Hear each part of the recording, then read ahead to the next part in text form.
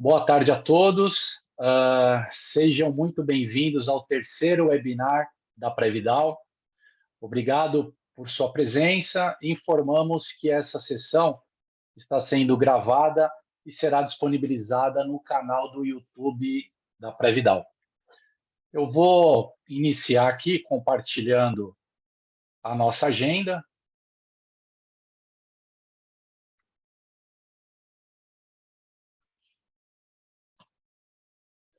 Bom, a nossa agenda de hoje, a gente vai ter a palavra aqui com o presidente do Conselho Deliberativo, nosso presidente do Conselho Deliberativo e presidente da DAO para a América Latina. Falaremos também das ações de governança e comunicação deste ano, de 2022. Também falaremos sobre o cenário econômico, né, com um palestrante convidado aqui, Guilherme Abud. Também sobre o portfólio de investimentos da Previdal, com a nossa diretora de investimento. Perguntas e respostas que os senhores participantes nos encaminharam aqui até o dia 4. Então, a gente vai explanar aqui as perguntas e as respostas. E, por fim, aqui um encerramento com o nosso diretor superintendente. Tá? Então, eu passo aqui a palavra para o nosso presidente do Conselho Deliberativo, o senhor Javier. Senhor Javier, a palavra é Obrigado, sua. Fábio. Obrigado. Boa tarde a todos. É um grande prazer para mim estar aqui com vocês, neste terceiro webinar nacional da Previdal. Eu falei com a equipe e a reflexão é que esse webinar é um motivo para analisar o que está acontecendo, um espaço de discussão e de troca de perguntas e respostas, mas também um motivo para nos juntar pessoas que ainda estão trabalhando na DAO, pessoas que já estão aposentadas, que são beneficiárias desse plano. E para mim, isso me trouxe uma reflexão. E essa reflexão é o programa mesmo Previdal. Eu faço parte de uma equipe que analisa os benefícios para os empregados no mundo inteiro.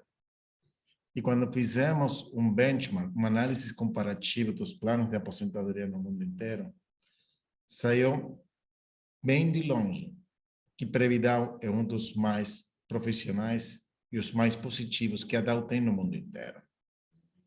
Parabéns, parabéns para aqueles que criaram Previdal, parabéns para aqueles que gestionaram Previdal, mas também parabéns para o time que hoje, dentro da liderança da DAO, está também gestionando a Previdal. Porque Previdal não é só um exemplo de um bom plano de aposentadoria para todos. Também é um fantástico exemplo de governança, porque nós temos que acompanhar o funcionamento geral da Previdal. Gestionar o patrimônio, pagamento de benefícios, relações com as patrocinadoras, com participantes, com assistidos.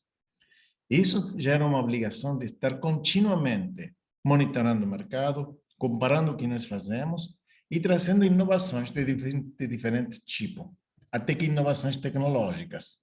Eu sei que muitas das coisas até que podem ser gestidas através de uma app, o qual não é necessariamente uma marca total do que acontece no mundo inteiro e tampouco dentro da DAO. Eu sei que nós estamos passando hoje também por uma nova turbulência financeira que começou provavelmente com os primeiros efeitos do Covid e da pandemia no ano 2020. Todos pensávamos que talvez a pandemia era quase o fim do mundo, tivemos injeção de dinheiro por parte dos governos nas economias, isso acabou gerando uma inflação e o único jeito de parar essa inflação é gerar uma recessão no mundo inteiro. Infelizmente, mesmo que eu não goste pessoalmente, essa é a tendência que vai acontecer. Dentro de todos esses desafios, através de um grande sistema de controle e de seguimento do que nós chamamos compliance, todos os investimentos, todas as políticas de investimentos, todas as seguranças necessárias e todos os sistemas de processação de dados e de ética estão mantidos no nível mais alto. Isso é um maior compromisso. Então, eu gostaria que vocês lembrem com duas coisas. Ética na atitude e compliance, seguimento de todas as legislações vigentes no país onde nós operamos, que é aqui no Brasil. E por último, gostaria de lembrar que o plano de Previdão se trata de pessoas, se trata de todos nós. Se trata de pessoas que hoje estão trabalhando, mas outras que são aposentadas. E a Dow, em 2021, só nesse ano, pagou 98,9 milhões de reais em benefícios assistidos. E hoje estamos com um patrimônio de 2,4 bilhões de reais, que cresce o tempo todo e se multiplica e que tem uma lucratividade muito boa. Eu sei que o time depois vai falar disso, mas eu gostaria de fechar o meu comentário aqui. Obrigado por estar aqui conosco. E devem sentir-se orgulhosos de fazer parte desse fantástico programa que se chama Previdão. Fábio, voltamos com você. Obrigado, Javier. Obrigado, é uma honra tê-lo aqui na abertura novamente do nosso webinar e agradeço aí pela mensagem. Muito obrigado. Bom, iniciarei então aqui, vou pedir licença para todos para poder compartilhar novamente a tela. Opa, vamos compartilhar aqui novamente a tela. E para eu iniciar aqui a apresentação, para a gente falar um pouco sobre governança e comunicação. Bom, acho que todos já sabem, né? A gente tem divulgado isso amplamente nos nossos canais de relacionamento, que o processo eleitoral da Previdal está em curso, né? E aí vale lembrar também que existe um regimento eleitoral interno também que está disponível no site, a gente segue todas essas regras para poder fazer com que esse processo eleitoral ocorra. As candidaturas para esse processo eleitoral se encerraram, né, na semana passada, salvo engano foi dia 28 de setembro, e esse processo eleitoral são para ocupar 2 vagas, uma dentro do Conselho Deliberativo e um outro representante no Conselho Fiscal, né, para ter representatividade aí dos participantes, tanto na fiscalização, né, dos processos internos, quanto nas deliberações.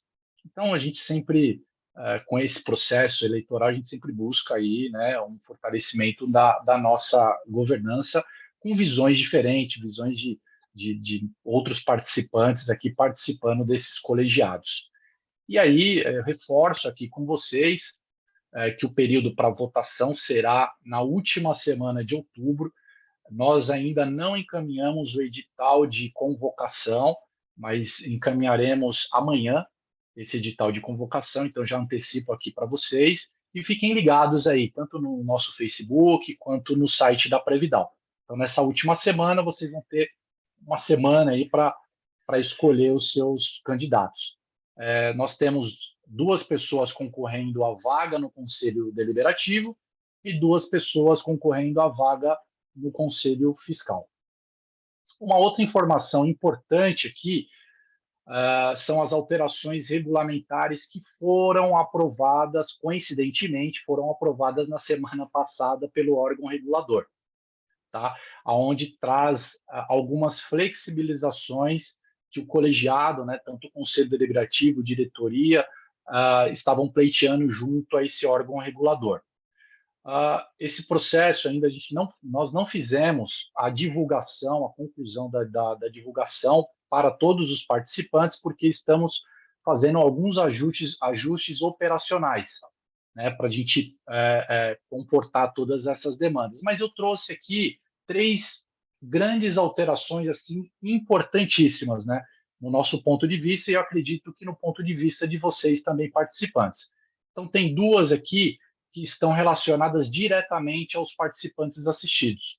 Então, uma é a contribuição extraordinária que o assistido poderá fazer, tá? E aí eu posso antecipar a informação que ele poderá fazer a qualquer momento, com qualquer valor, para poder incrementar a sua reserva de poupança previdenciária e ter uma complementação, consequentemente, ter uma complementação maior no seu valor do benefício. E uma segunda, que é o terceiro item aqui, que é o saque fracionado de 25% do patrimônio.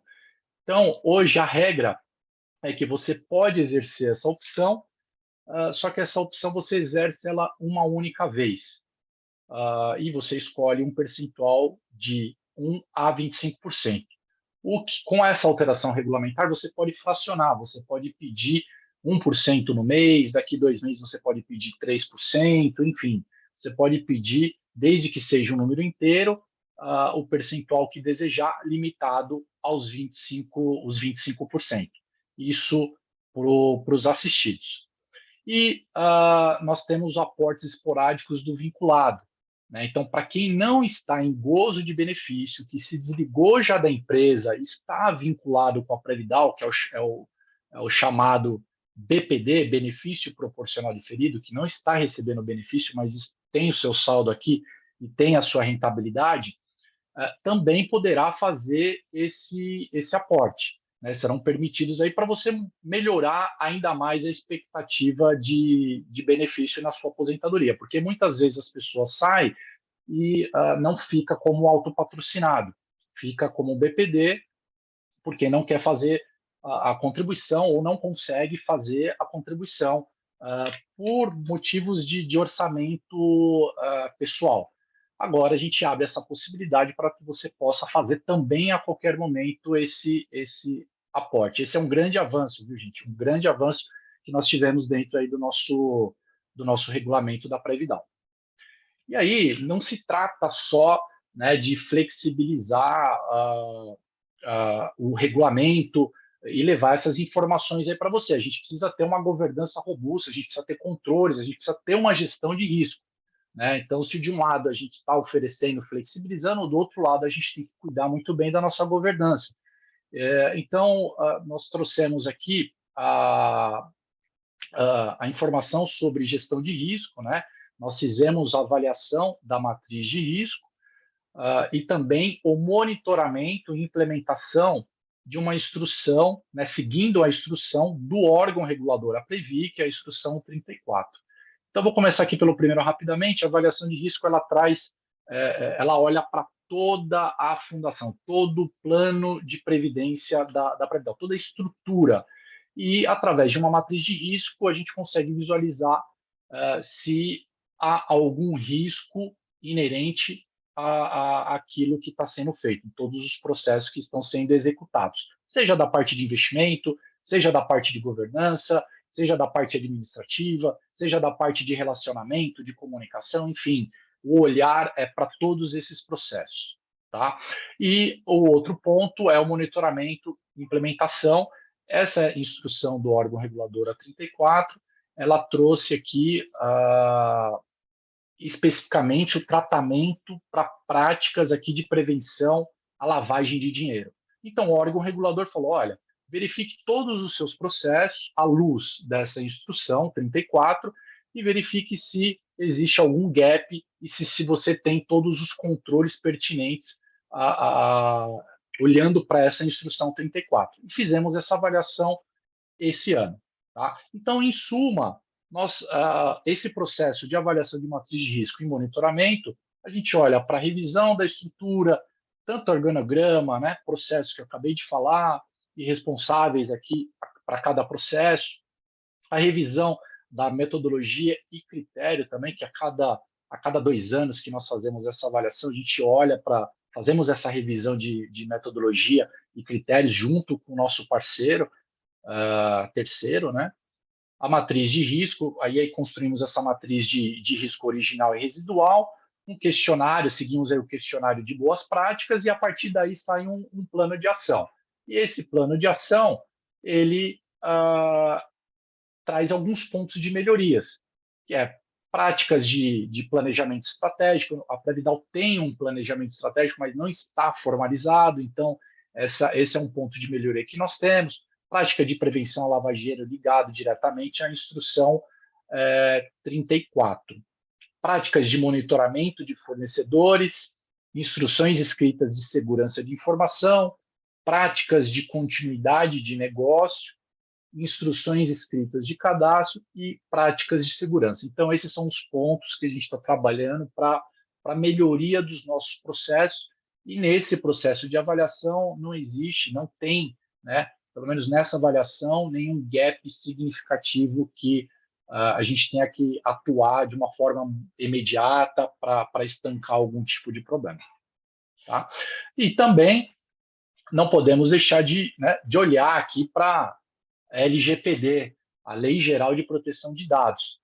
Nós reunimos aí todos os nossos terceiros, nossos parceiros, né, e fizemos uma apresentação junto com um escritório externo especializado em LGPD, né, os advogados da LGPD, e tudo isso alinhado também com os processos que estão sendo feitos na DAO. Eu participo de um grupo dentro da DAO para trazer um pouco dessa visão e esse alinhamento dos processos que tem já dentro da DAO.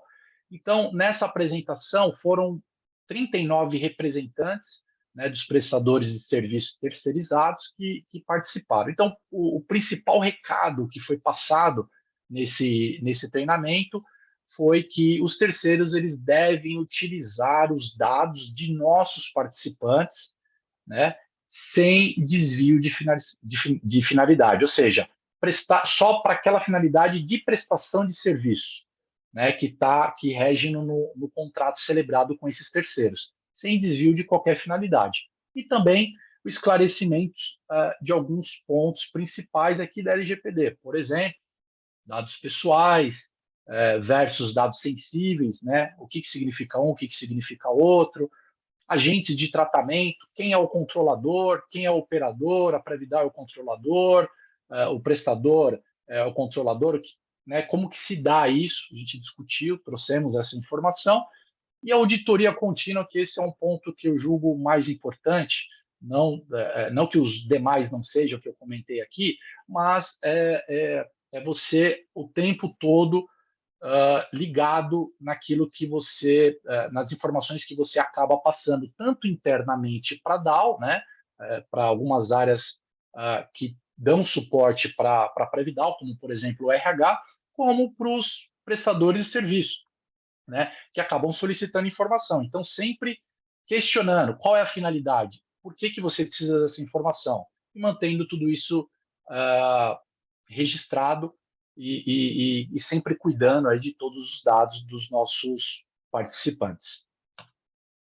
E aí, entrando um pouco aqui na parte de relacionamento e comunicação, só relembrar que nós tivemos a remodelagem do nosso app, né, do app da Previdal, com uma visão mais clean, moderno. Isso aconteceu na virada do ano, desse ano, tá? Uma navegação mais intuitiva, a disposição das funcionalidades ali mais amigável. E também tem lá, né, consultas de rentabilidade, dados cadastrais, documentos, valores de patrimônio, saldo, reserva, e notícias também. Todas as notícias que nós publicamos aparecem ali no app. E aí, o que nós trouxemos para este ano aqui? Quais foram as melhorias? As melhorias aqui foram a contribuição variável sobre o bônus. Então, o participante ele faz isso pelo site, agora ele consegue fazer dentro do app. Isso está voltado diretamente para o participante ativo, que tem vínculo hoje com a DAO. Alteração de percentual de contribuição.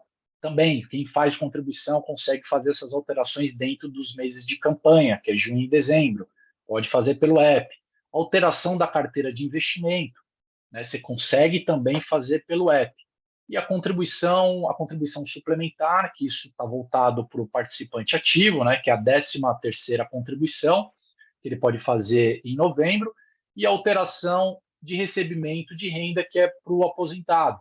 Então, quando abrimos aí a campanha no comecinho de dezembro, a gente vai comunicar também que vocês assistidos, podem fazer essa alteração dentro do app. E aqui eu deixo o código o QR Code, né, para que você possa baixar o app. A gente vai colocar depois esse código aqui dentro do nosso site para que você possa ter uma facilidade aí para poder baixar esse aplicativo. Bom, uma outra novidade também que trago para vocês e que isso não foi divulgado, divulgaremos agora, nesse mês, é o módulo de desligamento, né, totalmente online, onde você tem cálculos e formas de pagamentos aqui disponíveis, e as operações estão em conformidade aqui com o regulamento da Previdal, e você consegue fazer o upload aqui no momento em que você faz a sua opção de todos os documentos necessários. Então, como que funciona e para quem que funciona isso?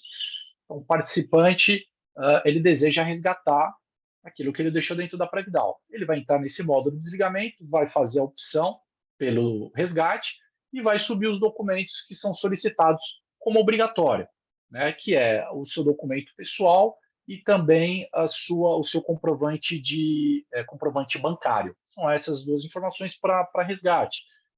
Se você quer fazer uma portabilidade, você também vai fazer essa solicitação tudo de forma online. Hoje, você precisa imprimir o documento, assinar o documento e encaminhar para a caixa postal ou de forma digitalizada para a Prev. Então, a gente vai acabar com isso, não vai ter mais isso. Você vai conseguir fazer tudo de forma online.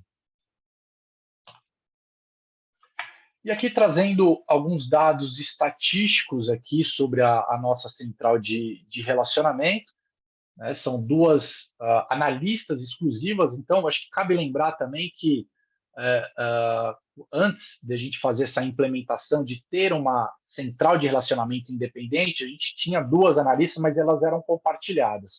Agora não, a gente já está com esse processo, já está nesse formato, já acho que uns 2 anos, mais ou menos, 1 ano e meio. São duas analistas exclusivas que atendem das 8 às 18, de segunda a sexta, um número 0800 240 40 para território nacional, e para quem está morando fora do Brasil, consegue nos acionar aqui por esse telefone fixo. Tá? Isso é muito comum, gente. A gente recebe vários chamados aí de pessoas que estão morando, por exemplo, nos Estados Unidos, que não conseguem ligar no 0800, mas conseguem ligar nesse telefone fixo.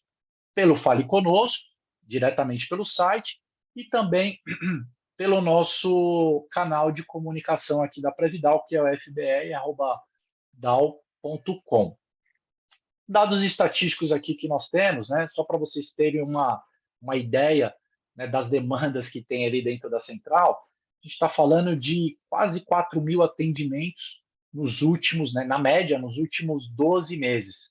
São atendidas aí 4.000 participantes, que na média, no mês, atendemos 327, 330 participantes. E aí nós temos essa distribuição, né, atendimento telefônico, Fale Conosco, e o atendimento aqui pelo FBR, pelo e-mail de comunicação. Então, na média aqui, atendimento telefônico, a gente tem, na média, no mês, 200, 208, o Fale Conosco, 80, e 39, 40 aqui por e-mail. Então, em média, então, total disso tudo, 330 e 327 por mês são os atendimentos que são feitos pela Previdal com muito carinho aí com todos os nossos participantes. Aqui também trouxemos aqui mais duas ações, esse slide, mas o próximo slide, né, são palestras online para participantes potenciais. O que nós chamamos de potenciais aqui são os participantes que ainda não participam do plano da Previdal. Tá? Fizemos 12 encontros, foram 350 profissionais aí convidados para poder levar informação das características do plano da Previdal e também passar essa consciência dessa importância do plano da Previdal em planejar o futuro, né, com apoio aí da Previdência Complementar, que é a Previdal. E as palestras presenciais nas unidades da DAO, a gente está com uma programação para fazer isso para os participantes ativos, entre outubro e novembro, no mesmo esquema também, para poder levar a informação, né, o funcionamento da Previdal, as novidades, as melhorias, ouvir um pouco também esses participantes, e também ter essa interação aí através de um plantão de dúvidas e um atendimento ali individual com essas pessoas. Gente, Eu encerro aqui, então, a minha apresentação. Era isso que eu gostaria de passar, né, que toda a diretoria gostaria de passar para vocês no aspecto de governança, no aspecto de comunicação e relacionamento com o nosso participante, com os nossos participantes. Bom, então, partindo aí para o cenário econômico, a gente tem um palestrante convidado, né? Gostaria de apresentar aí o nosso palestrante convidado. Ele é sócio fundador e diretor de investimento da Persevera Asset Management. Tem mais de 25 anos de experiência no mercado financeiro. Foi diretor de investimento na América Latina no HSBC. Neste período, ele foi eleito pela revista Investidor Institucional como o melhor estrategista de 2014 e eleito por 3 anos seguidos como melhor equipe, como a melhor equipe de renda fixa pelo Valor Invest. Após a fusão do HSBC com o Bradesco, ele foi responsável pela gestão dos fundos multimercados da Bradesco, Asset Management. Passou ainda por instituições como a Redding Griffo, ING, Sul América Votorantim Asset e Western Asset. Formado em administração pela FEA USP, com especialização em finanças pela FIA USP, MBA pelo INSEAD, lá na França e Singapura, e obtém o CFA, que é um certificado com reconhecimento mundial. Guilherme Abud. Seja muito bem-vindo, Guilherme. Obrigado aí por aceitar o nosso convite e a palavra é sua, por favor. Muito obrigado, Fábio. Me ouvem bem? Sim. Muito obrigado, sim. Fábio. E Denis, Kátia, Natália, todos que me convidaram para estar aqui. É uma alegria muito grande. Tem algumas coincidências que nos unem aí, né? A primeira delas é que meu pai trabalhou praticamente a vida inteira na Dow Química, né? Durante 25 anos, Alexandre Abud. Então, desde pequenininho, já usei muito o bonezinho do Lorsban, né? Polietileno. Então, vivi bastante da vida da Dow. Era a época que o Ernesto Ramon, os Cano, essa turma toda trabalhava lá. Então, eu vivi bastante isso com a minha família.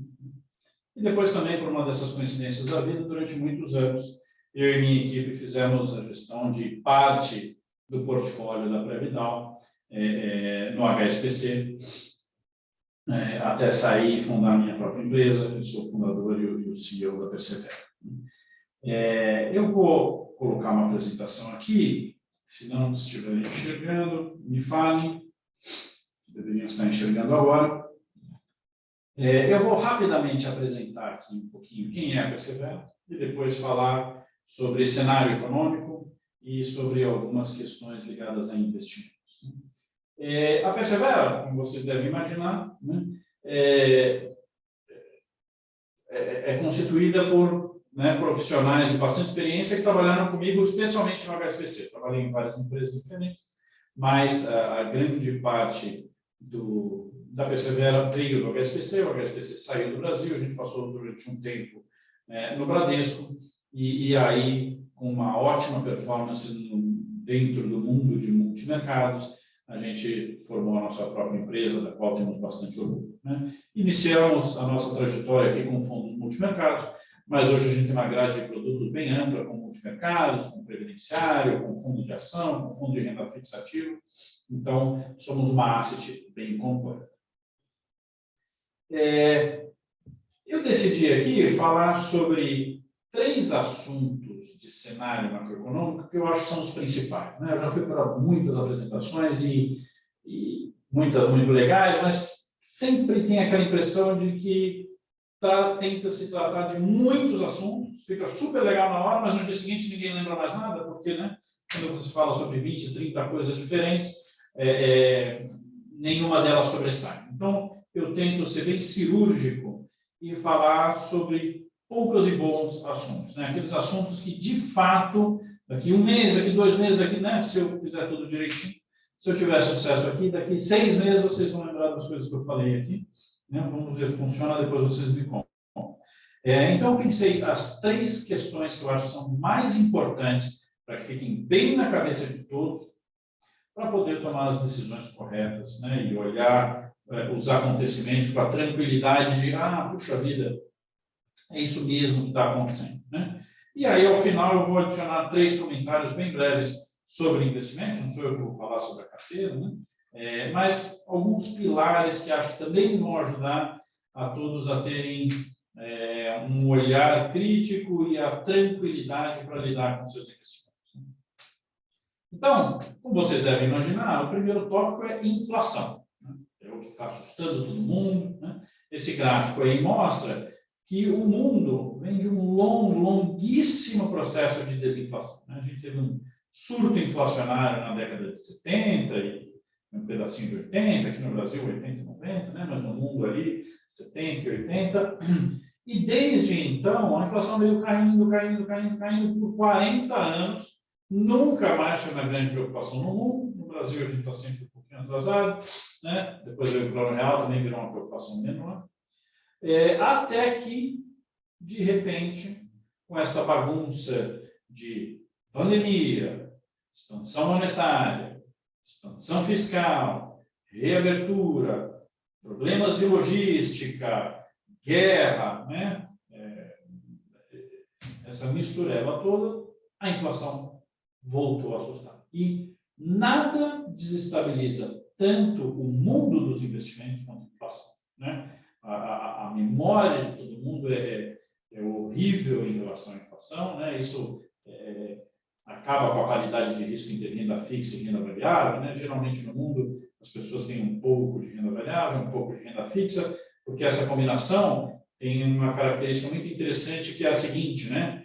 Em momentos muito bons as ações vão muito bem e a renda fixa não atrapalha muito. Em momentos muito ruins, em que as ações têm períodos difíceis, a renda fixa vai muito bem e compensa. Então, é um casamento perfeito. Você está sempre um pouco protegido. A não ser quando você tem surtos inflacionários. Aí você tem momentos em que as ações caem e a renda fixa também cai, e aí não tem para onde correr, fica essa sensação de desespero de, nossa senhora, o que vai acontecer? O que é a nossa visão aqui na PCP? Que o mundo estava e continua em uma rota estrutural desinflacionária. O que a gente está vivendo é um calombo cíclico de inflação, mas que daqui a 2 anos a gente vai olhar para trás e suspirar aliviado e falar, ufa, passou. De fato, era um calombo. Então, daqui a 2 anos vocês me cobrem, né? Aqui no caso do Brasil, já está meio acabando, né? O Brasil se adiantou nesse processo de combater a inflação, subindo juros muito fortes. No mundo está um pouco mais atrasado, o mundo deu benefício da dúvida para a inflação. Vamos ver se ela é duradoura mesmo. Quando ficou claro que era duradoura, todo mundo começou a combater subindo juros. Então, a primeira notícia aqui existe uma chance muito grande, enorme, dominante, de que o que a gente está vivendo agora seja, de fato, passageiro. É um passageiro longo, é um passageiro incômodo, é um passageiro assustador, mas o mundo é o mesmo mundo, né? Quais são as forças desinflacionárias do mundo, né? Bancos centrais que sabem como lidar com isso. Demografia, o mundo fica mais velho, né? Endividamento, pessoas, empresas e países muito endividados, ou seja, adiantaram o consumo, então para frente a gente vai crescer menos, por um lado, por outro lado, com menos inflação e menos taxa de juros, né? Mundo globalizado, avanço tecnológico, uma série de coisas se juntam para ter desenhado, e, na nossa opinião, continuar desenhando um mundo que não é um mundo inflacionário, não é um mundo de taxa de juros altas, né? É um mundo desinflacionário, de taxa de juros baixas, só que a gente tem esse período de transição, esse mata-burro que a gente está vivendo, essa bagunça toda, né? O mundo não foi feito para ficar 2 anos fechado, né? Então, parou de se produzir uma série de produtos, depois gargalos de logística, tudo isso se juntou para dar esse surto inflacionário, que agora está sendo combatido, e em algum tempo a gente vai perceber que, olha, foi passageiro, não é um novo normal, não viveremos décadas no mundo inflacionário, não é um mundo novo, diferente de tudo que a gente já conheceu. Não, são desarranjos de um período maluco em que o mundo fechou e depois foi reabrindo em partes e voltando as engrenagens a trabalhar. Então, na nossa visão, a chance dominante é de que seja passageiro e a vida vai voltar ao normal. No Brasil, aqui, como eu falei, está voltando ao normal. Então, este é o ponto número 1. Não precisam perder o sono durante meses e anos, achando que, olha, o meu patrimônio vai acabar, a inflação vai corroer tudo, nunca mais vai ser como já foi. É passageiro. Segunda coisa, também é sobre economia global, né? E a terceira vai ser sobre o Brasil. Sobre a economia global, esse gráfico aqui mostra como que o Banco Central americano agia no passado e como está agindo agora, né? A gente se acostumou durante muitos anos a viver num mundo que estava desinflacionário. Nesse mundo que estava desinflacionário, os bancos centrais, especialmente o Banco Central americano, que é bastante copiado e dominante, então, a gente se acostumou a um Banco Central muito vigilante a crises financeiras, a queda de preços de ativos, que aí eles tentavam suportar isso baixando juros, né? Vimos várias vezes na crise de 2000, na crise de 2008, né? Antes também, lá atrás, né? Década de 90. Então, a gente se acostumou com o que os analistas chamam de Fed puts, né? Uma terminologia em inglês, mas que quer dizer o seguinte: olha, o Fed deixa o mercado correr solto, tal, mas quando tem quedas muito grandes no preço das ações, no preço dos imóveis, queda de confiança, medo, temor, ataque especulativo, quebradeira em bancos, esse tipo de coisa, o Fed geralmente dá uma mãozinha, dá um alívio monetário, corta os juros e aí a coisa começa a recuperar. Então, todo mundo tinha muita esperança que, olha, o Fed vai, né, e os bancos centrais mundiais vão subir os juros, mas se os ativos despencarem, eles param, né?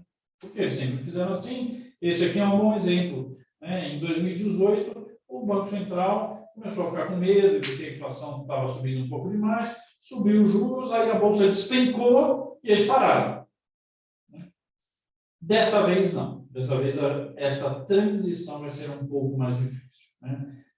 Como a inflação veio para níveis que não vinha há 40 anos, dessa vez não vai existir espaço para um Fed que pisque, para um Fed que, opa, peraí, o S&P caiu, então eu vou parar de subir juros, vou dar uma mãozinha. Dessa vez não vai ter mãozinha tão brevemente, né? Pelo menos aí nos próximos 12 meses. Então, essa é uma coisa para ficar muito atento. É bastante possível que a gente veja novas quedas no mercado internacional, Brasil é um pouco diferente, né? Queda no S&P, né, 500, que é o principal índice de bolsa americano, queda de preço de imóvel nos Estados Unidos, queda de commodities, queda de criptos, né, Bitcoin, essas coisas todas, tal, né? Por quê? A inflação veio para um nível tão alto que, apesar do Fed também desconfiar que é transitório, ele simplesmente não tem espaço para não agir, né? Você tem uma meta de inflação de 2%, quando a inflação vai para 2,5%, 3%, e aí cai muito a bolsa, você pode dar uma aliviada. A inflação dos Estados Unidos foi para 9%.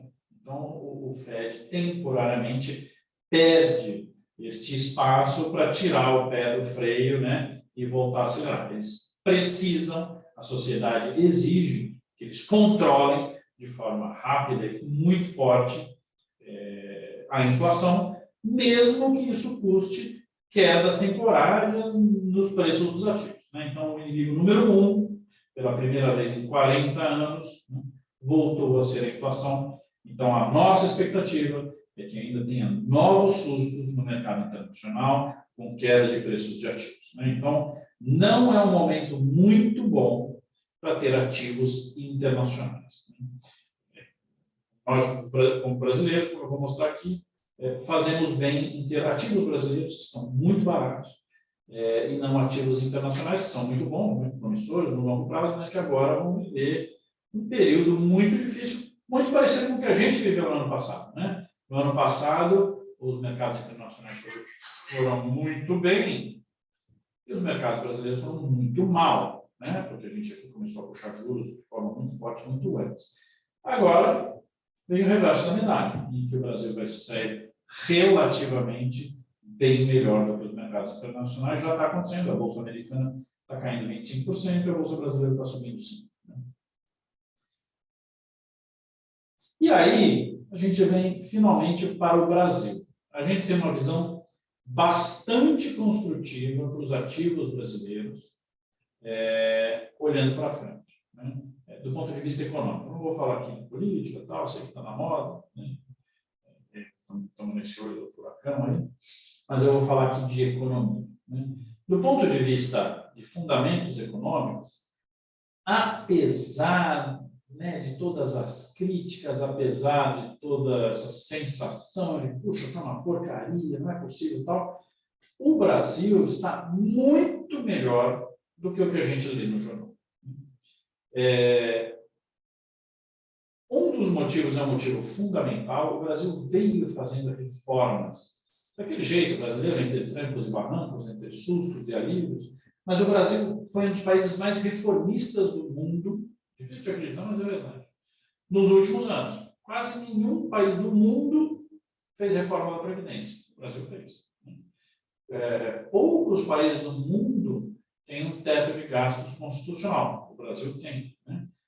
Anteriormente, o Brasil tinha feito várias outras reformas de abertura, tanto abertura comercial quanto de marcos regulatórios, fez mais algumas privatizações. Quem imaginaria, né, que a gente teria privatizado a Eletrobras, né, e que o BNDES e outros entes públicos teriam vendido algo como 300 bilhões de reais em participações minoritárias em estatais, né, empresas. Então, o Brasil fez bastante coisa. E tem esse aqui, do ponto de vista monetário, o Brasil saiu muito na frente dos outros países, né? O Brasil fez um aumento de juros muito mais forte e muito mais rápido.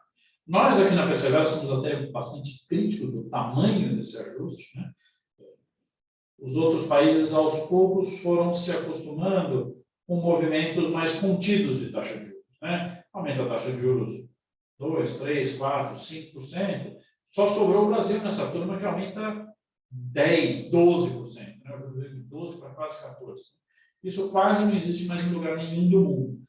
Um pouco por causa das nossas cicatrizes do passado, um pouco por causa de um banco central que morre de medo de voltar à inflação, de ser culpado pela volta da inflação.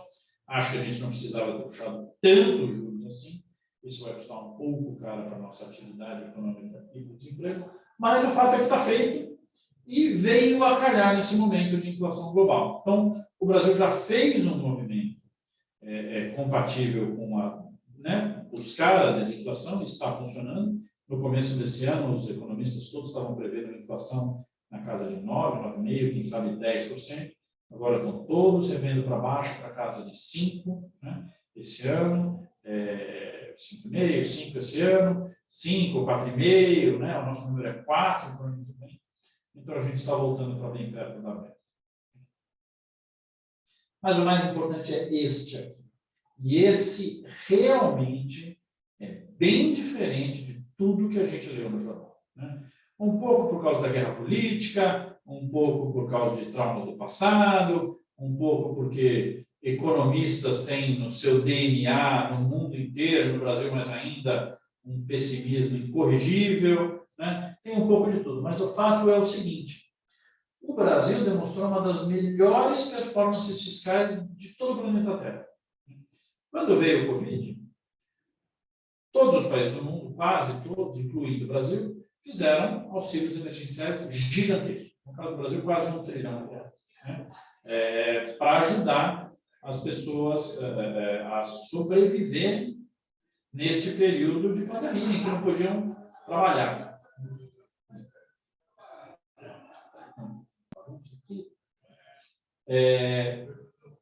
E aí ficou todo mundo com muito medo. Falou, nossa senhora, o Brasil já era um país endividado E agora ele é um país que gastou mais R$1 trilhão e está super endividado. Né? Só um pouquinho aqui. Deixa eu pegar. Para a turma ficar mais quietinha.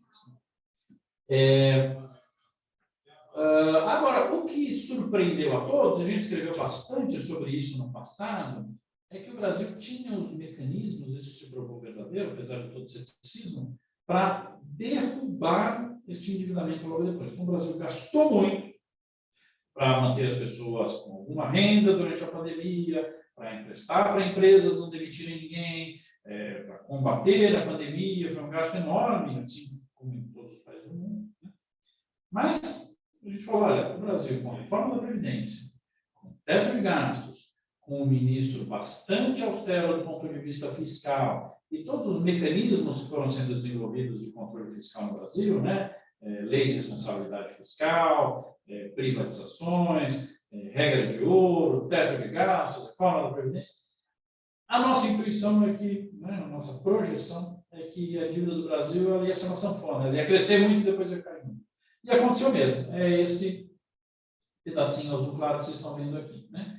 Então, afinal das contas, a dívida do Brasil cresceu muito e voltou rigorosamente para o mesmo lugar onde estava antes da pandemia. 77% do PIB. Na maioria dos outros países do mundo, a dívida cresceu e ficou, não voltou nunca mais.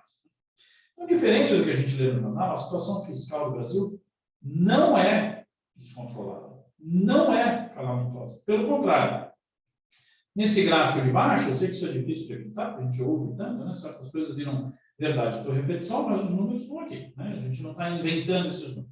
São números do Tesouro Nacional. Né? Um outro gráfico muito interessante é esse aqui. Né?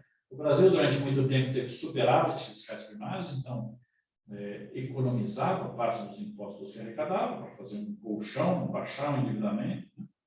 E aí veio lá a loucura do período Dilma Rousseff, e aí fomos ali, né? O superávit acabou, virou um déficit grande, a dívida do Brasil cresceu bastante, né?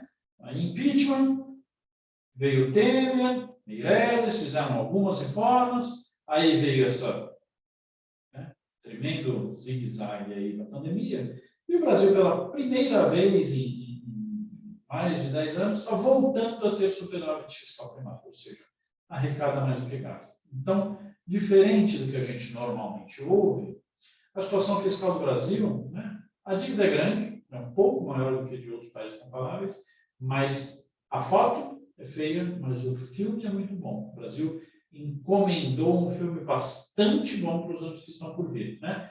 A reforma da Previdência é um bom exemplo. A gente já sabe, a gente faz as continhas ali no detalhe, já sabia que nos primeiros 3, 4 anos da reforma da Previdência, você não tem muita economia. Né? A partir do 5º, 6º, 7º ano, a economia é de centenas de bilhões de reais. A partir do 10º ano, aí a gente está falando de trilhões de reais. Então, muda o país. E o Brasil mudou ali a partir de 2015, 2016, com o impeachment e com as reformas que começaram com Meirelles, continuaram com o Paulo Guedes. Né? E aí, então, o Brasil, como vocês podem ver nessa flechinha vermelha, passou ali, né, 2 décadas em que a despesa ela crescia muito mais do que o PIB. E de lá para cá, fora esse palitão no meio do caminho aqui, que foi os auxílios emergenciais, estabilizou. Essa barrinha azul clara aqui, a gente precisa rever, porque acabou de sair uma revisão fiscal, já está para baixo aqui, já virou uma reta. Esse negócio virou uma reta, como a gente indica com essa setinha azul. Então, a situação fiscal do Brasil é muito melhor do que a gente lê nos jornais, ou do que a gente se acostumou a pensar. E aí, a última parte aqui da minha colocação é a seguinte. A nossa visão aqui na Persevera é que não só o Brasil está bem melhor posicionado do ponto de vista de fundamentos econômicos do que a gente se acostumou a pensar, como os ativos brasileiros estão muito baratos. As taxas de juros estão muito altas, foram lá para cima para esmagar a inflação está sendo esmagada, daqui a pouco elas vão baixar bastante, vão lá para 7% ou alguma coisa assim de novo. O preço das ações das empresas brasileiras está incrivelmente barato. né? Então, é muito promissor o investimento em renda variável para os próximos anos, para a próxima década. E a mesma coisa com a moeda brasileira. A moeda brasileira deveria valer abaixo de 4,50 e não 5,30 e tal. Então, tem bastante coisa que foi plantada e ainda não foi colhida no Brasil. E tem muito preço, muito depreciado dos ativos brasileiros, um pouco por causa de toda essa situação, né? Parece que nunca chega a hora do Brasil, né? O ano passado foi um ano bom para o mundo e ruim para o Brasil. E aí, esse ano, como está muito ruim para o mundo, ele arrasta a gente para baixo. E aí você tem que ficar olhando no relativo. No relativo, o Brasil está indo melhor, mas não está sendo aquela maravilha que contagia todo mundo, né? Vai acontecer. Então, toquei em 3 pontos aqui de cenário econômico e vou falar 3 breves colocações sobre investimentos. Sobre o cenário econômico, falamos que, a inflação é estruturalmente mais baixa, estamos passando por um período temporário de retomada da inflação, depois de todos os desarranjos da pandemia, né? E agora os bancos centrais estão agindo para trazer a inflação de volta, né? Apesar de ter problemas de oferta também, de commodities, de guerra e tal, né? Assim como a gente está vendo no Brasil, vai acontecer no mundo, né? Não precisam perder o sono em relação a isso. Segundo, ainda vai custar um pouco de sofrimento e de vai e volta em preços de ativos, de vez em quando vai ter lá aqueles dias, né, que cai 3, 4% a Bolsa Americana, depois mais 3, 4, mais 3, 4, e aí parece que estamos no meio de uma crise. Vai acontecer, mas é parte da solução. Então, o mercado externo vai ser um mercado bastante desafiador. E o terceiro é que, no Brasil, nós já sofremos bastante, já fizemos bastante coisa, tanto do ponto de vista de reforma estrutural, quanto do ponto de vista de política monetária. Estamos bem mais ajustados e pagamos a conta no passado e agora a gente vai começar a colher os frutos do ponto de vista de dívida mais baixa do que o que se temeu, inflação mais baixa do que o que se temeu, juros que daqui a pouco vão voltar a cair, câmbio que tem espaço para apreciar, ações que têm espaço para se valorizar, porque o resultado financeiro das empresas brasileiras está muito bom, só que isso não se reflete em preço, porque é um mundo complicado, são juros altos, medo de eleição e tal, né? Mas, pensando no horizonte um pouco mais longo, a gente tem um futuro aí bem mais promissor nos próximos anos do que foram os últimos anos para os investimentos. E aí, minha última colocação aqui, 3 colocações rapidinhas em relação a investimentos, são as seguintes. Nós todos somos treinados a pensar em risco. Como é que a gente pensa nisso, né? A gente sente no estômago. Risco como volatilidade. Puxa vida, um ativo que sobe, desce, sobe, desce, sobe, desce, me dá dor de estômago. É arriscado, né? Prefiro um ativo que suba assim, gostosinho, né? Devagarzinho, todo dia, gradual, né? Só que não existem muitos ativos que vão assim, né? Tão comportadinhos, né? O CDI é um deles no Brasil, quase não tem mais em lugar nenhum. Um ativo assim que renda bastante, com liquidez e que vai criar relógio. Por isso que aqui no Brasil a gente aproveita bastante o CDI, né? Mas existe uma outra forma de pensar em investimentos que eu acho que é mais compatível com previdência, com acumulação de longo prazo, né? Benefícios de longo prazo, que é o risco de reinvestimento. Então, esse risco é maior do que o risco de volatilidade. Apesar da gente sentir no estômago quando o negócio sobe e desce, como é para o longo prazo, né? Claro, aí depende um pouco da idade de cada um, da perspectiva de cada um, o risco de reinvestimento ele é um risco maior. O que é o risco de reinvestimento? Por exemplo, está gostoso agora no CDI, né? Puxa, 14% ao ano, que delícia, né? Voltou a render mais do que 1% ao mês. É uma delícia, né? Mas não dura muito. Por isso que a gente fala, ó, cuidado um pouco com o canto da sereia do CDI, né? Tem que aproveitar, porque não existem taxas de juros de curto prazo tão altas como no Brasil, é o campeão mundial, sempre, né? Acho que aos poucos isso está mudando, mas a gente ainda, de vez em quando, volta para essa situação de juros de 10, 12, 14, 15%. Aproveite. Mas cuidado, porque o risco de reinvestimento é o seu maior risco. O que é o risco de reinvestimento? O ano que vem, a taxa de juros cai. E aí você se aproveitou do CDI, uma rentabilidade boa durante um tempo, mas foi um ano e meio só. E os próximos 30? E geralmente, quando o CDI cai, a bolsa sobe muito rápido e quem não pegou, não pegou. Né? Os papéis prefixados andam super bem e quem não pegou, não pegou. As NTNBs andam muito bem, os fundos imobiliários andam muito bem e você ficou demais no CDI. Então, o CDI é muito bom, muito gostoso, mas ele precisa ser usado com um pouco de moderação. Porque do mesmo jeito que ele sobe forte e volta para o território gostoso de 10, 12, 13, 14%, sem dor de barriga, sem volatilidade, muita liquidez, tudo de bom, né? Ele também te trai, né? E aí quando a inflação cai, o Banco vai lá e corta o CDI, e aí quem aproveitou para comprar um título pré-fixado de 10 anos pagando 14%, garante 14% por 10 anos. Ele ficou no CDI, aproveitou um ano e meio, depois ele te trai, né? Então, um pouquinho de cautela nessa história para dosar bem essa questão de CDI contra os outros investimentos. A gente aqui na Persevera acha que está chegando o momento de comprar bolsa, ter real e menos ativos internacionais e de estender duration, como a gente chama, né? Comprar títulos com vencimentos mais longos, que garantam taxas de juros altas por um tempo um pouco maior. Porque sempre acontece muito parecido. A hora que tem inflação, o Banco Central sobe os juros, o mercado nunca precifica que ele vai subir os juros, mas depois vai cair. Né? A curva nunca fica assim. Quando ele sobe os juros, a gente sempre assusta no Brasil e acha que os juros vão ficar altos para sempre. Né? Este é o momento de aproveitar para ir comprando esses ativos mais longos para, em vez de ter 14% por um ano ou um ano e meio, ter 14% por 5, 10, 12 anos, garantir um baixo risco de investimento. Você garantir uma taxa de retorno alta por um tempo um pouco maior. Então, essas são as minhas colocações. Eu fecho por aqui e fico à disposição. Não sei se teremos perguntas ou colocações finais daqui a pouquinho. Obrigado. Guilherme, obrigada. Obrigada aí pela apresentação. Acho que foi excelente escolha de 5 pontos para fazer um ótimo resumo aí do que está se passando e um pouquinho de recomendação de investimento.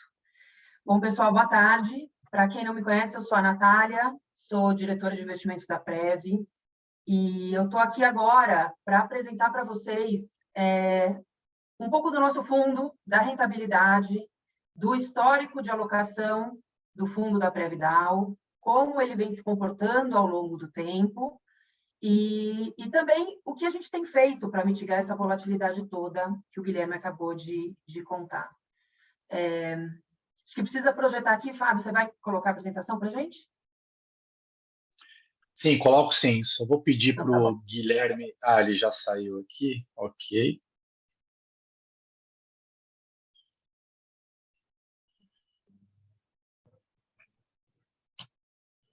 Excelente. Então, nesse primeiro slide, o que eu trouxe? A gente tem o resultado do nosso fundo, da nossa carteira balanceada, desde junho de 2016 até hoje, essa linha azul. E por que eu falo junho de 2016? Por que eu escolhi esse período para trazer essa rentabilidade acumulada?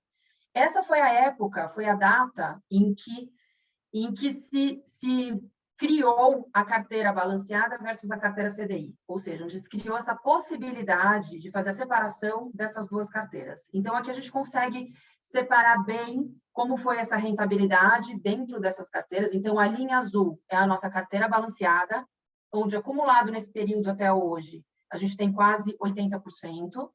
A linha verde é o CDI puro no Brasil, gerando aí quase 55%, e a linha vermelha é a inflação acumulada no período de 36,6%.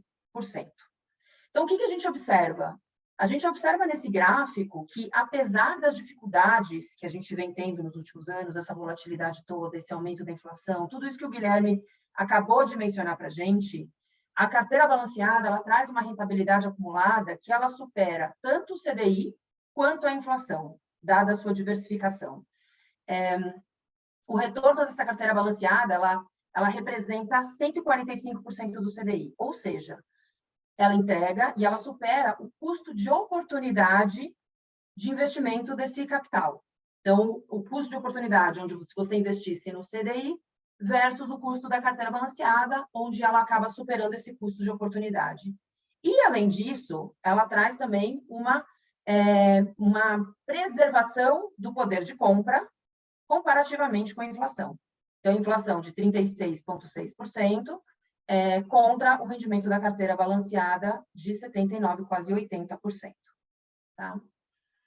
E no próximo slide, o que eu trouxe para vocês? Eu trouxe o acúmulo, como que as classes de ativo elas vêm se comportando ao longo do ano, desde 2019 até 2022.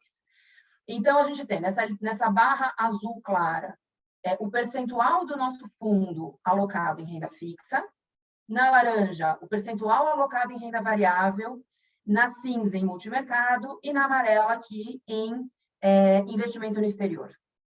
Então, primeiro ponto a se observar é o quanto a renda fixa cresceu do final de 2021, cresceu quase mais de 17% até agosto de 2022, então até esse momento atual. E isso por quê? Porque a gente reduziu tanto renda variável quanto investimento no exterior.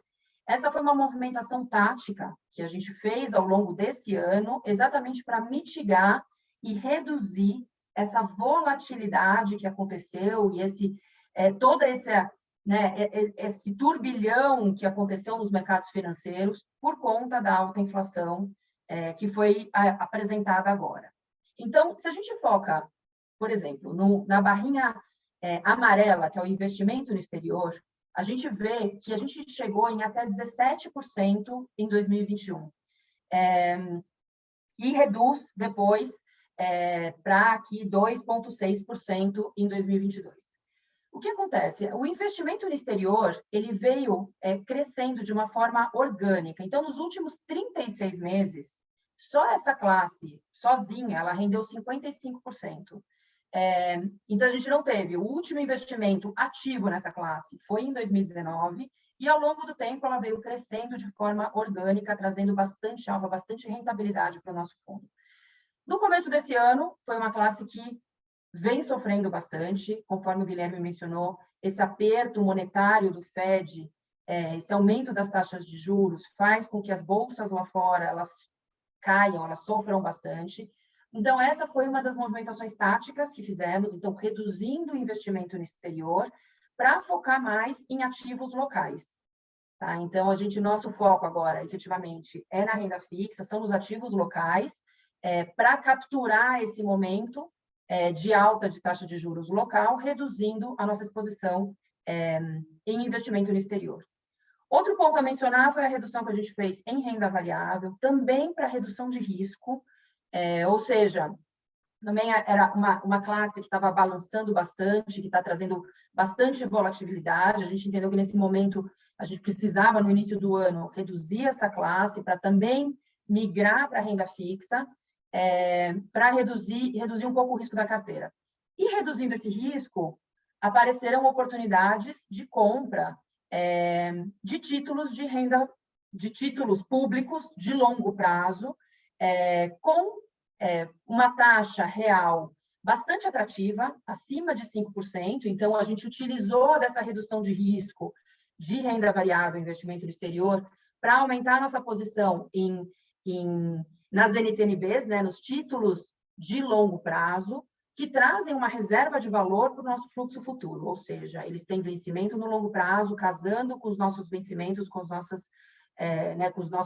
nossas obrigações de pagamento futuro, e bastante em linha com o que o Guilherme comentou, essa mudança, ela segura a nossa carteira do risco de reinvestimento futuro, ou seja, ela garante para a gente, ela dá para a gente essa garantia de rentabilidade futura. Porém, como nada é um lado só, ela garante o futuro, mas nesse momento ela traz, ela trouxe no primeiro semestre também um balanço bastante grande, uma volatilidade bastante grande por conta da marcação ao mercado. Então, ela é uma classe que é que é calculada por marcação a mercado, e no momento em que a taxa de juros vem subindo, ela sofre, ela balança bastante, e a expectativa é que a gente comece a recuperar essa volatilidade toda que teve, essa perda que teve inicial, agora no momento em que a taxa de juros se estabiliza e no futuro começa a cair. Tá? Então, é um pouco das movimentações táticas que fizemos.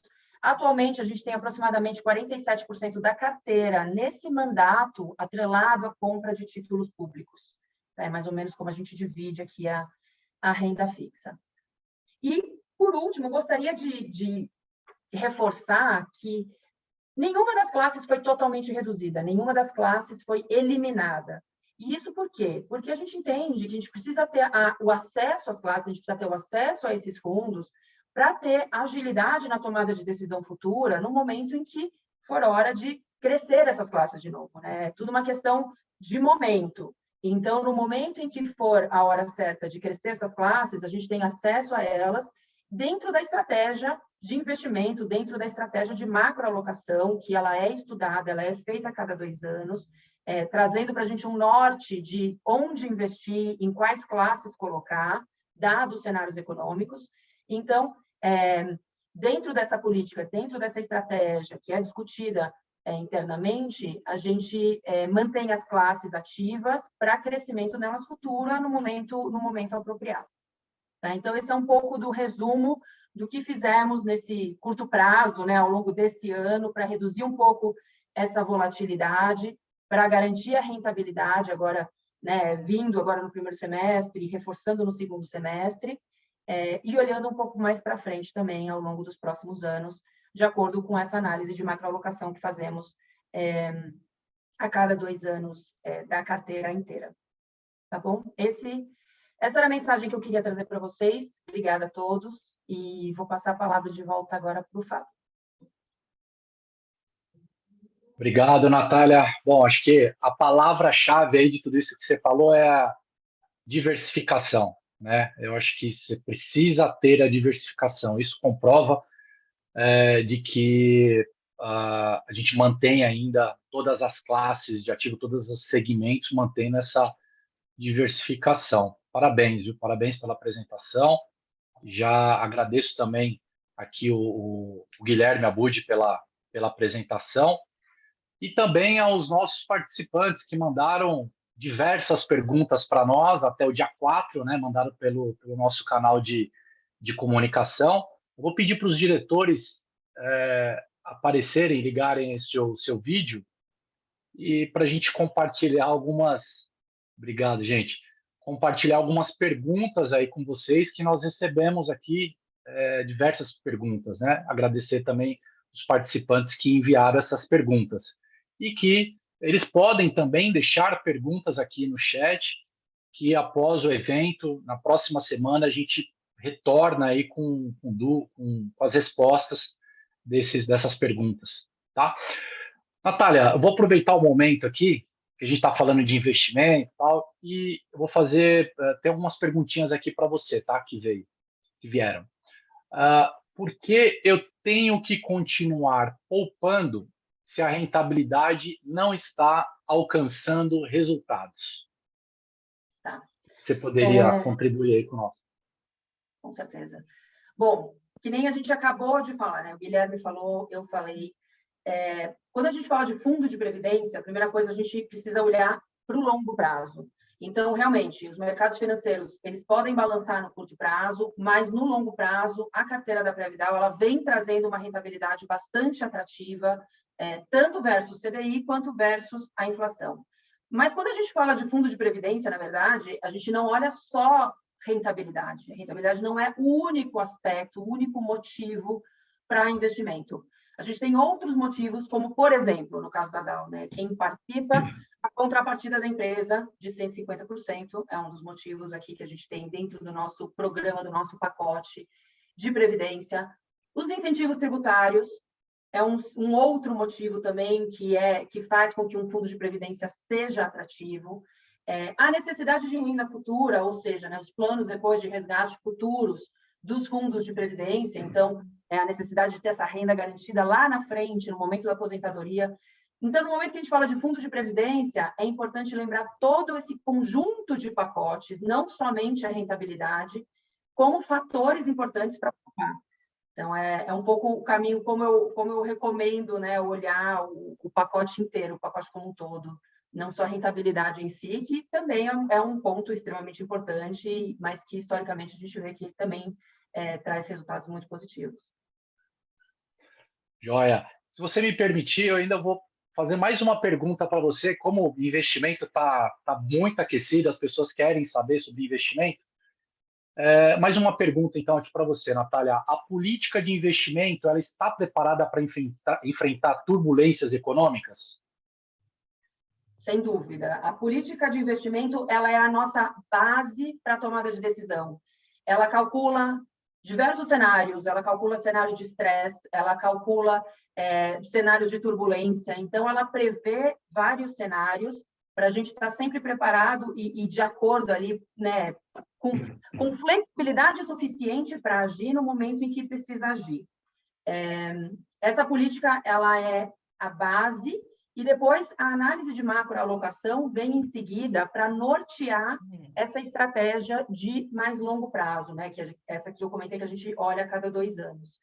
Então, dada a política, a gente tem a possibilidade da distribuição entre as classes, então, toda a possibilidade de diversificação da carteira, com os ranges de alocação dentro das classes, ou seja, dando para a gente essa possibilidade, essa flexibilidade de movimentação tática dentro da estratégia. Então, a estratégia dá o norte e as movimentações táticas fazem com que a gente possa fazer essas movimentações mais pontuais ao longo do tempo para uma melhor, né, para proteger a rentabilidade da carteira conforme é necessário, conforme os cenários econômicos vão mudando, conforme o mercado vai mudando, que ele vem mudando, inclusive, de forma bastante dinâmica. Então, é importante, e a nossa política prevê toda essa flexibilidade e essa proteção patrimonial.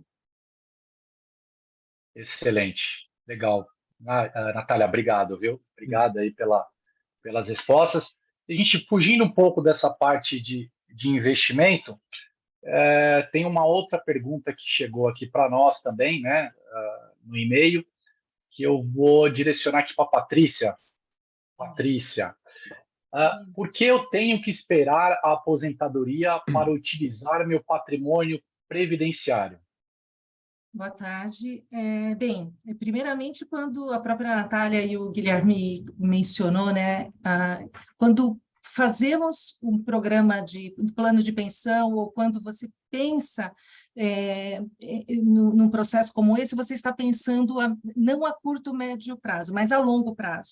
Então, tudo que nós vamos acumular, o objetivo é você utilizar no momento em que você não tenha uma renda. Então, nesse momento em que nós estamos economicamente ativos, que nós estamos trabalhando, que nós temos salário, 13º, enfim, para quem está ativo trabalhando na DAO, a gente tem nosso programa de remuneração variável. Tudo isso permite que você vá acumulando, mas acaba que nós temos essa renda. Quando você, no momento de aposentadoria, em que você naturalmente tem um custo de vida um pouco mais alto, você pode não ter as despesas que você tem hoje, como escolas de filhos e tudo mais, mas você tem uma prevalência de utilização de plano de saúde mais alto, seus gastos tendem a ser, em função da saúde, acaba tendo um incremento nesses gastos que podem potencializar. Inclusive, existem estudos que aproximadamente você tem uma projeção aí de 120% de aumento de gastos depois ali dos 60, 65 anos. Então, o que acaba acontecendo que é o momento de você utilizar esse fundo que você poupou durante sua vida. Né? Por isso que o conceito da economia previdenciária, ele prevê o teu futuro, porque, infelizmente, o INSS não alcança o que a gente tem aí de futuro pela frente. Legal, Patrícia, obrigado. Excelente ponto que você colocou aí quando você fala do plano de saúde, né? Plano de saúde, você acaba tirando outras despesas, né, que você tem enquanto você está ativo, mas quando você entra na aposentadoria, o custo ele é muito elevado, né? É um bom ponto. Legal, obrigado, viu, Patrícia?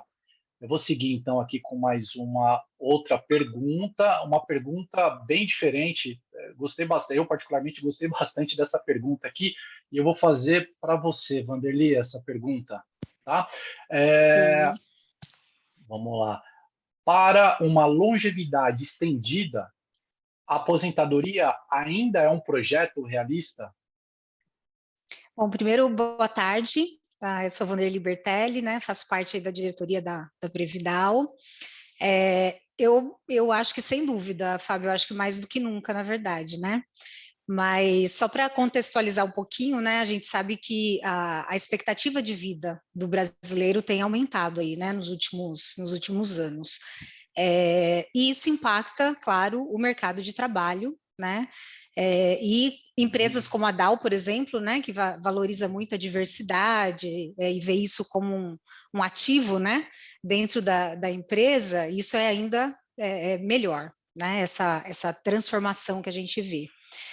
Tanto que, né, como a gente sabe, há alguns anos a Dow tem feito aí a mesma contrapartida, né, de qualquer participante para funcionários ou participantes acima de 60 anos.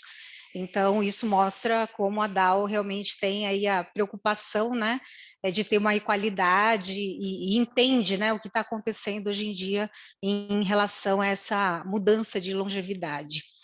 E eu falo que ainda, né, no começo eu falei ainda mais importante, porque e só para mim assim tem uma mudança, né? Antes a gente pensava na aposentadoria como um período de inatividade, né? Então eu preciso realmente hoje, né, ter a minha poupança aí, né, meu plano de previdência, justamente para quando, né, eu não estiver trabalhando mais, né, como a Patrícia estava falando, eu tenho como garantir aí o sustento das despesas que eu vou ter, né.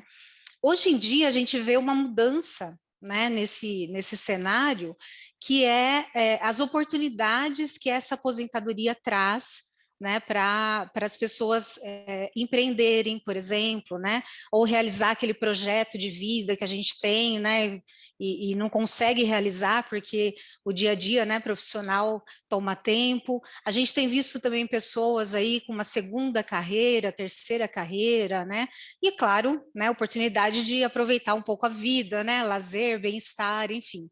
Então, eu acho que a longevidade, né, não traz um aspecto assim de parar, né? Então não preciso mais, né? Vou trabalhar aí tantos anos, não preciso mais aqui da Previdência, muito pelo contrário. Eu acho que isso realmente é um projeto realista, você pode se aposentar, nós vamos nos aposentar, mas isso não significa que a gente vai parar, né? Talvez a gente tenha ainda bastante fôlego pela frente e um fundo aí financeiro para realizar algumas coisas que a gente não teve oportunidade durante a vida ativa profissional. Legal, com certeza, com certeza. Vanderlei, obrigado, viu? Obrigado Imagina. pela resposta. Já vou emendar, então, uma outra pergunta aqui para o Gustavo. Como eu posso acelerar a formação do meu patrimônio previdenciário, Gustavo? Legal, obrigado, Fábio, pela pergunta. Boa tarde a todos. Eu vou dar uma resposta simples, tá? E a resposta simples é investindo mais, guardando mais. Mas apesar da resposta ser simples, a execução disso daí precisa de conhecimento do plano e principalmente planejamento, né? As pessoas têm que se planejar para isso. Então, quando a gente fala de investir mais, de guardar mais, a gente tem que saber quais são os recursos que nós temos para isso, né? Então, o principal dele é a contribuição que nós fazemos aí todos os meses para o plano de previdência. Então, se você ainda não contribui pelo teto, é bom se planejar para isso, né? Principalmente na contribuição básica, onde você tem a contrapartida da empresa, que já falamos algumas vezes aí, que é 150%, né? Todo mês. Acho que não tem nenhum rendimento que te dá isso. Então, acho que é muito importante se planejar para isso, para você fazer já se programar para contribuir pelo teto possível, tá? Agora, em dezembro, por exemplo, é uma data crítica para nós, né? Que nós temos aí algumas coisas que estão acontecendo. Então, primeiro é a alteração percentual, né? Então, agora em dezembro é onde abre a janela para você poder fazer essa alteração, diminuir ou, muito melhor, aumentar a sua contribuição. Então, isso acontece 2 vezes por ano. Em dezembro e em junho, tá? É semestral que você pode fazer essa alteração, tá bom? E temos o 13º, né? Então, tá? E que mais que a gente, como que está com relação ao imposto de renda, o Leão? Acho que todo mundo que está aqui sabe, senão a gente pode depois explicar um pouco melhor, mas contribuindo para a Previdência, você pode descontar, você pode fazer o desconto de até 12% do imposto de renda sobre o que você contribuiu, né, sobre o seu imposto devido. Então, chegou agora no final do ano, você acha que, putz, falta um pouquinho ainda, vai lá no site, tem a calculadora, faz a simulação, né, vê se faltou um pouquinho, você pode em qualquer momento fazer uma contribuição voluntária, né? Você pode fazer essa contribuição, tá, a qualquer momento, tá? Então, para garantir esse incentivo tributário. E o que é interessante agora é que essa contribuição que você pode fazer a qualquer momento, ela está valendo, que o Fábio já explicou no começo, tanto para o assistido quanto para o vinculado. Isso é uma coisa nova, tá bom? Uma outra data importante que nós temos também é março, né? Que março é quando a gente recebe a participação dos resultados, onde nós também podemos fazer a contribuição e também existe uma contrapartida da empresa. Então, são várias ações diferentes que você pode aumentar o teu patrimônio previdenciário. E, de novo, é conhecimento e planejamento, tá bom? Eu acho que é importante a gente pensar como o nosso plano de previdência sendo uma maratona, e não uma corrida de 100 metros. Não estamos aqui para bater os recordes, para ganhar no curto prazo. A nossa expectativa é de longo prazo. Então, nós temos que se preparar para isso, desenvolver o preparo físico para isso. Para quando a gente chegar na hora de a gente aproveitar a aposentadoria, a gente vai estar num momento positivo, junto com as nossas famílias, junto com a gente, e sentindo, e o melhor, sentindo protegido, tá bom? Então, mais ou menos esse é o segredinho aí, Fábio. Obrigado, Gustavo, obrigado aí. E também, até para o próprio aposentado, né? Porque às vezes o aposentado pode se perguntar, pô, mas eu não faço mais contribuição. Vai permitir que ele faça a contribuição e vai permitir que ele possa fazer a manutenção do seu saldo também lá, efetuando esse tipo de contribuição e fazendo o abatimento também lá na declaração de imposto de renda. Então, quer dizer, todo mundo sai beneficiado nessa. Legal, obrigado, viu, Gustavo? Bom, eu tenho uma última pergunta aqui. A pergunta ela é mais difícil, não, brincadeira, não é mais difícil, não, que eu vou passar para o Denis Datti, que é o nosso diretor superintendente. Antes de eu passar, antes de direcionar aqui para o Datti, né, que permanecerá aí com a palavra, com o encerramento final do nosso evento, eu queria só fazer um registro, aproveito aqui para registrar aqui meus agradecimentos a vocês, participantes e assistidos, nosso presidente do conselho, o Guilherme Abud, a Kátia Dias, a nossa assessoria de conteúdos, a Eliana Miraglia e aos diretores aqui presentes. Então, vamos para a pergunta aqui para o Denis. Denis, a pergunta que chegou aqui para nós é: qual a margem que a diretoria da Previdal tem para navegar entre o conservadorismo e o moderado em termos de aplicação de recursos? A palavra é sua. Obrigado, Fábio, e obrigado a quem endereçou a pergunta para nós. E na realidade, acho que até a Natália já respondeu um pouco dessa pergunta, mas a aplicação dos recursos da Previdal ela está amparada por um estudo de macroalocação, né, que é contemplado na política anual de investimento, né, para a carteira dos nossos ativos, né? E, obviamente, ela é suportada, assim como a Natália comentou, pela análise de cenários e uma série de simulações, e, obviamente, considerando os retornos, aí, os riscos esperados. Então, para a diretoria executiva, né, navegar, acho que entre o conservadorismo e o moderado, né, acho que o que foi mencionado aí, né, isso está norteado pela política de investimento, que, na realidade, é uma política aprovada pelo Conselho Deliberativo, né? E também, de novo, assim como a Natália falou, existem também os movimentos táticos, né? E esses movimentos táticos, assim como foi apresentado, eles sempre têm o objetivo ou de maximizar, né, o capital investido ou de preservar o capital investido aí em momentos mais críticos, né? Eu acho que, tentando ser sucinto, eu acho que essa é uma resposta talvez mais objetiva para essa pergunta. E se ficou alguma dúvida, a gente fica sempre à disposição. Joia, Denis. Obrigado. Bom, eu acho que então poderíamos ir para o encerramento final, né? Com a palavra aí, de novo, você, Denis, como diretor, superintendente, à frente da Previdal aí, mais de 10 anos. Então, deixa Legal, a palavra aí obrigado. contigo.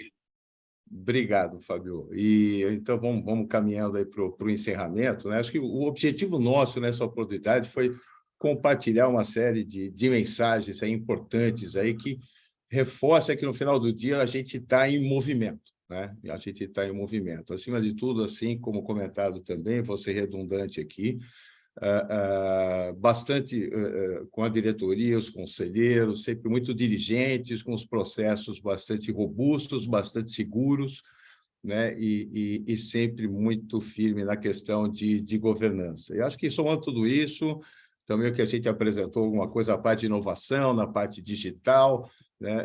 É onde a gente sempre busca uma comunicação bastante fluida, bastante transparente, bastante efetiva com todos os participantes do Previdal. Acho que reiterar, né, a importância, né, e a responsabilidade que a gente tem, todos os envolvidos com o Previdal, que é um plano de aproximadamente 2,4 bi, e que se paga aproximadamente, com muita responsabilidade, aproximadamente 100 milhões por ano. Esse é o número aproximado de 2021, né, de benefícios, né? Ou seja, é realmente uma responsabilidade bastante grande. A gente sabe que cenários adversos, assim como já explorado no dia de hoje, aí, atrapalha realmente, mas não impede de a gente evoluir, né? As dificuldades vêm a nos capacitar ainda mais, e eu tenho certeza, e para a gente encerrar esse evento aqui, eu tenho certeza que a gente vai ficar mais fortalecido ainda, e com a perspectiva que, com uma recuperação econômica local, global, né, a gente vai estar pronto aí para aproveitar as oportunidades e tornar o Previdal ainda mais potente, né? Mais potente para todos nós no futuro. Eu acho que também é importante agradecer a participação de todos que se juntaram a nós, mais uma vez, nesse webinar, né? Agradecer o Guilherme mais uma vez, agradecer os conselheiros, o Javier, pela abertura do evento e o compromisso demonstrado por ele e pela DAO junto ao Plano Previdal. Agradecer toda a participação dos diretores aí, respondendo algumas perguntas que nos foram encaminhadas, né? E também agradecer o Fábio por ter moderado e por toda a contribuição dele, não só dele, da Kátia, né, como colaboradores aí do nosso plano. Então, a gente encerra assim, né, é o terceiro web nacional aí que a gente faz, né, um evento que a gente espera ter trazido e a todos vocês a oportunidade de refletir das muitas ações que a gente trabalha, os nossos posicionamentos, as nossas estratégias, né, com bastante transparência do nosso Previdal. Tá?